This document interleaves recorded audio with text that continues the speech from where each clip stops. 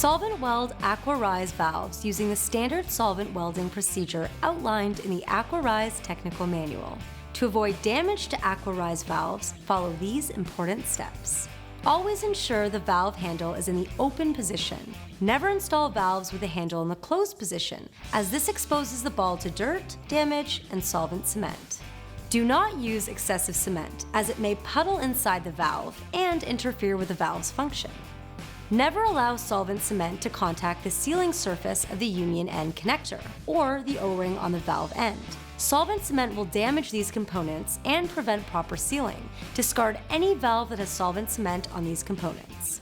Always ensure AquaRise valves are properly supported during the solvent welding procedure. The weight of an unsupported valve may cause unwanted stress on new solvent cement joints.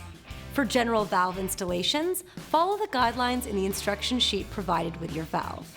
For vertical installations, 1. Remove the union nuts and end connectors from the valve.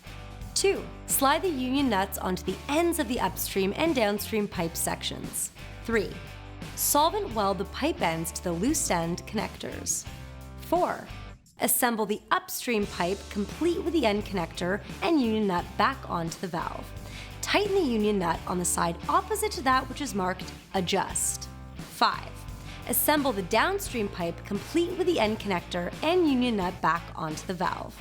Hand tightening the union nuts is typically sufficient to maintain a seal for the maximum working pressure.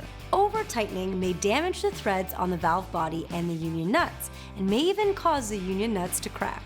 For more information, refer to the AquaRise technical manual or contact IPEX directly. Visit us at IPEXAquaRise.com.